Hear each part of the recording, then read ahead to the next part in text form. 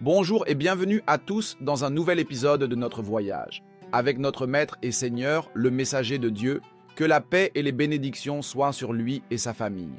Cette fois, nous allons découvrir de près notre prophète, que la paix soit sur lui, et une nouvelle caractéristique parmi ses traits distinctifs, à savoir la paix intérieure et psychologique, la pacification pacifique. Le musulman est celui dont les musulmans sont à l'abri de sa langue et de sa main. Comment le prophète, que la paix soit sur lui et sa famille, gérait-il les situations qui l'incitaient à la dispute, à la discorde, à la guerre et aux problèmes? Comment le prophète, que la paix soit sur lui, les a-t-il abordés? Son âme penchait-elle vers le mal ou était-elle toujours encline à la paix? Et ici, la paix ne signifie pas renoncer à vos droits au profit des autres et laisser les gens jouer avec vous comme ils le souhaitent. Mais ils disent toujours qu'il n'y a pas de bien dans une patience dont les signes avant-coureurs ne sont pas protégés de la perturbation, ce qui signifie que même le patient doit parfois se mettre en colère pour que les gens ne lui prennent pas ses droits. Notre maître, le prophète, que la paix et les bénédictions de Dieu soient sur lui, était pacifique, aimait la paix, n'aimait pas les problèmes et n'aimait pas provoquer des problèmes. Il traitait toujours les gens avec respect, même ceux qui lui faisaient du mal, que la paix et les bénédictions de Dieu soient sur lui. Nous avons mentionné auparavant l'histoire des Juifs et des polythéistes de Quraïsh qui insultaient le prophète, que la paix et les bénédictions de Dieu soient sur lui, en l'appelant Mudammam et en l'insultant. Et le prophète, que la paix et les bénédictions de Dieu soient sur lui, avait une réponse pour eux. Pourquoi? Parce que celui qui connaît toujours sa propre valeur ne se soucie pas des paroles des autres. C'est une personne qui sait qu'elle est réussie, même si d'autres disent qu'elle est un échec. Par conséquent, tant qu'elle est sûre d'elle-même, vous trouverez qu'elle se soucie rarement des paroles des autres, qu'elle prête rarement attention à ce que les gens disent. Notre maître, le prophète, que la paix et les bénédictions de Dieu soient sur lui, savait qu'il était le meilleur des créatures. Il a dit « Je suis le maître des enfants d'Adam et je n'en suis pas fier. » Tant qu'il se connaît ainsi, alors il ne renoncera pas à sa vision de lui-même à cause des paroles des gens à son sujet. Il était toujours pacifique, conscient de sa valeur et ne se souciait pas des paroles des autres. Comme nous disons toujours, les chiens aboient, la caravane passe, et nous disons aussi, si chaque chien qui aboie recevait une pierre, il n'y aurait plus de pierre, car chaque pierre coûterait une fortune. Si à chaque chien qui aboie, tu jettes une pierre, les chiens n'arrêteront jamais d'aboyer. Donc, les pierres elles-mêmes deviendront rares. Nous n'aurons plus de pierres à force de frapper les chiens. C'est pourquoi notre prophète, paix et bénédiction sur lui, laissait les gens dire ce qu'ils voulaient. Et il confiait l'affaire à Dieu et ne se fâchait pas pour lui, mais pour Dieu. Notre prophète, paix et bénédiction sur lui, disait « Ne vous étonnez-vous pas de la manière dont Dieu m'a protégé des nuisances des Quraïsh? Voyez sa paix intérieure. Pourquoi, ô notre prophète, il disait « Ils insultent quelqu'un nommé Mudammam ?» Mais moi, je suis Muhammad. Ainsi, si Dieu me protège de leurs nuisances et de leurs complots, vous trouverez que notre prophète, paix et bénédiction sur lui, se souvient toujours d'un événement qui s'est produit à l'époque de l'ignorance. Cet événement était une réunion convoquée par Al-Zubayr ibn Abdul Muttalib. Al-Zubayr ibn Abdul Muttalib, à propos, était l'oncle de notre prophète, paix et bénédiction sur lui, et le frère de son père. Abdul Muttalib, le grand-père de notre prophète, paix et bénédiction sur lui, était marié à plusieurs femmes. Parmi ces femmes, l'une d'elles a donné naissance à notre maître Abdullah, le père de notre prophète, et a également donné naissance à Abu Talib et à Al-Zubayr ibn Abdul Muttalib. Celui qui a pris soin de notre prophète parmi tous ses oncles était qui? C'était Abu Talib. Pourquoi? Parce qu'Abu Talib est l'oncle de notre prophète, le frère de son père, c'est-à-dire le frère de son père du côté de son père et de sa mère, de Abdul Muttalib, et l'épouse d'Abdul Muttalib qui a donné naissance à notre maître Abdullah, donc il est son frère. C'est pourquoi il a pris soin de son neveu, notre prophète, paix et bénédiction sur lui et sa famille. Al-Zubayr ibn Abdul Muttalib a alors invité les Quraïsh à une alliance. Appelée l'Alliance des Vertueux, une bataille a eu lieu entre les Quraïsh et certaines tribus, appelée la bataille de Fijar. La guerre de Fijar a été nommée ainsi parce qu'elle s'est déroulée pendant les mois sacrés. Ils se battaient pendant les mois sacrés, ce qui était inhabituel pour les Arabes, car ils n'appréciaient pas le combat durant ces mois et interdisaient les combats, cachant leurs armes. Cependant, la bataille qui a été appelée la guerre de Fijar a eu lieu pendant les mois sacrés. Après cela, Zubayr ibn Abdul Muttalib a appelé les Quraysh à s'allier sur certains principes, dont l'un était de ne jamais trouver une personne opprimée sans la soutenir, et ils ont mis leurs mains dans le parfum. C'est-à-dire dans le parfum ensemble, chacun tenant la main de l'autre.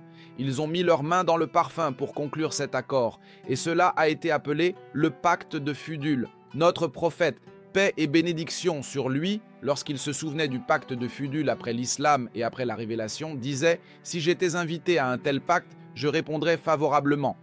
Et il a dit « Je n'espère rien de mieux que d'avoir un tel pacte dans ce monde ». Ainsi, notre prophète considérait ce pacte meilleur que ce monde, car il apportait la paix dans la société, offrait un refuge pour l'opprimé et permettait de réprimer l'agresseur. Qu'a dit notre prophète? Il a dit « Soutiens ton frère, qu'il soit oppresseur ou opprimé ». Eh bien, c'est étrange pour nous, les compagnons ont été surpris par ce hadith. Comment cela, oppresseur, ô messager d'Allah? Vous nous avez toujours enseigné à pencher vers la paix et à toujours empêcher l'oppresseur de commettre des injustices. Ils ont dit « Ô messager d'Allah, nous le soutenons quand il est opprimé. » Alors, comment le soutenir quand il est oppresseur? Il a dit « Empêchez-le de commettre des injustices, car c'est ainsi que vous le soutenez. Cela signifie que vous lui dites de ne pas opprimer les gens et vous empêchez son oppression envers les autres, car en faisant cela, vous le sauvez d'un châtiment sévère le jour du jugement. Car notre prophète, paix et bénédiction sur lui, a dit « L'injustice sera des ténèbres le jour du jugement. »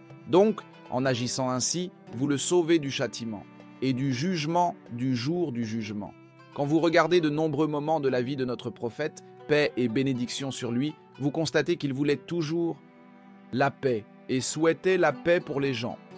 Lors de la bataille de Badr, une fois la bataille terminée, les musulmans ont capturé 70 personnes parmi les mécréants de Quraysh et ils ont débattu entre eux sur ce qu'il fallait faire avec eux. Quelle était la meilleure façon de traiter ces personnes? Alors notre prophète, Abu Bakr avait une opinion et Omar avait une autre opinion.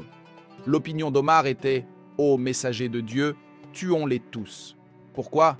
Il a dit « Ces gens nous ont chassés de nos maisons, nous ont expulsés de notre pays, ont pris nos biens et ont usurpé nos droits.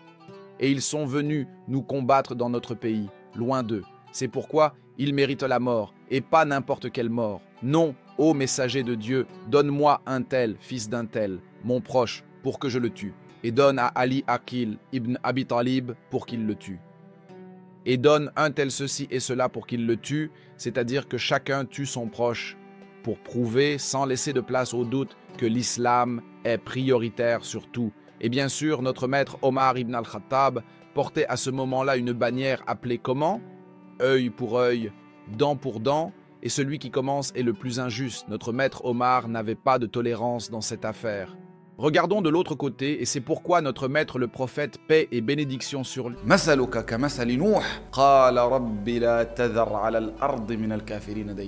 Voyons le parti de Bakr, le parti de notre maître Abu Bakr al-Siddiq, qui a dit « Ô messager de Dieu, ceux-ci, qu'ils soient proches ou éloignés, sont les pères, les fils, les frères et la famille. Libère-les, ô messager de Dieu, accepte d'eux la rançon et relâche-les. » Notre maître, le prophète, paix et bénédiction sur lui, s'est retrouvé entre deux choix, mais en raison de la paix intérieure de notre maître, le prophète, paix et bénédiction sur lui, et de son inclination constante vers le bien, il a penché vers le parti de notre maître Abu Bakr al-Siddiq. Il a accepté la rançon de ceux-ci et les a libérés. Que les prières et la paix de Dieu soient sur lui. Nous comprenons donc de cela que si vous êtes toujours confronté à un choix entre les problèmes et la paix, choisissez la paix. Dame Aïcha dit ainsi: le messager de Dieu, paix et bénédiction sur lui, n'a jamais été confronté à deux options sans choisir la plus facile, tant que cela ne constituait pas un péché. Vous lirez dans toutes les phases de la vie de notre prophète, paix et bénédiction sur lui, et dans toutes les situations qu'il a traversées, que notre prophète, paix et bénédiction sur lui, voulait toujours éviter les problèmes et ne souhaitait pas s'engager dans les guerres, mais elles lui étaient imposées.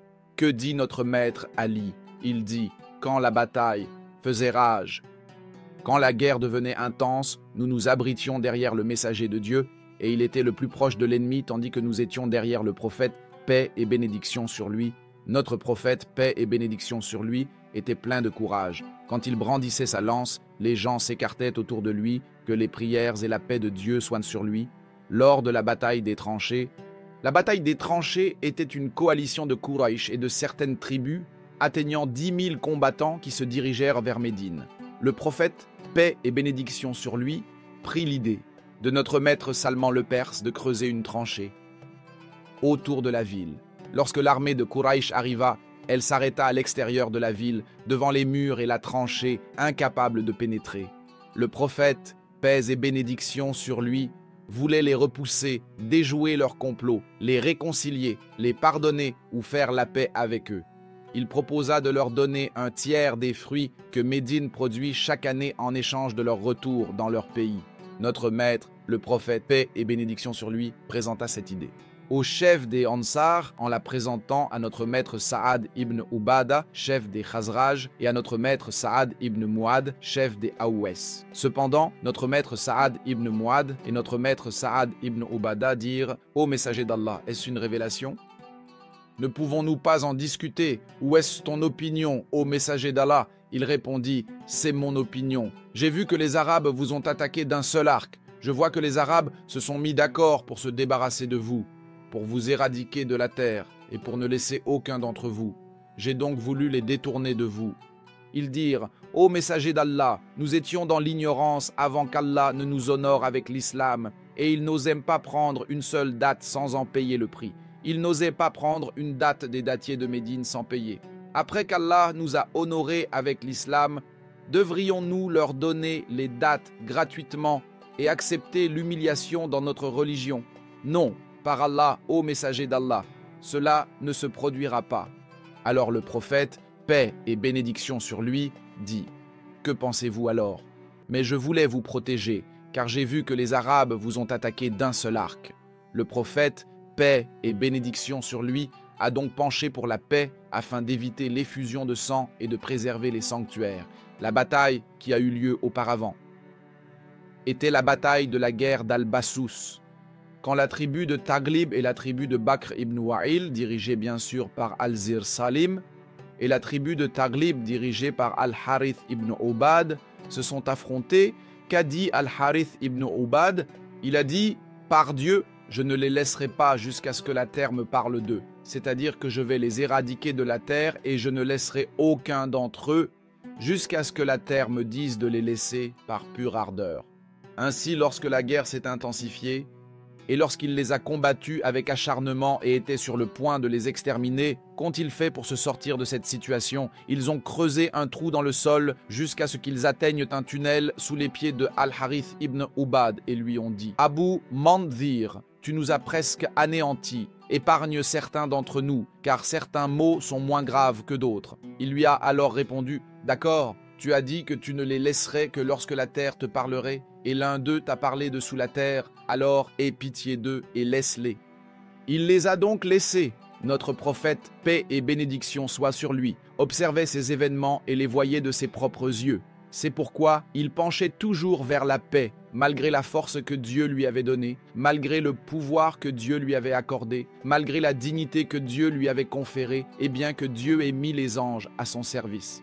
Même l'ange des montagnes a dit « Ô messager de Dieu, si tu veux que j'écrase sur eux les 2 montagnes, je le ferai et je ne laisserai aucun d'entre eux. » Mais il a répondu « Non. » Peut-être que de leurs descendants sortira quelqu'un qui dira « Il n'y a de Dieu qu'Allah. » Imaginez la quantité de pardon que le prophète, paix et bénédiction soient sur lui et sa famille, accordait aux gens. Il disait « Ô Allah, je suis un être humain, alors pour quiconque j'ai insulté ou maudit, fais-en une miséricorde pour lui, ô Allah. » Imaginez la sincérité d'une telle personnalité. Vous ne trouverez jamais son pareil dans l'histoire, peu importe combien vous lisez. Et peu importe où vous allez ou d'où vous venez, vous vous soumettrez et témoignerez. Je témoigne qu'il n'y a de Dieu qu'Allah et que Muhammad est le messager d'Allah. Jusqu'à notre prochaine rencontre où nous poursuivrons notre voyage avec notre maître, le messager d'Allah. Paix et bénédiction soient sur lui. Que la paix, la miséricorde et les bénédictions d'Allah soient sur vous.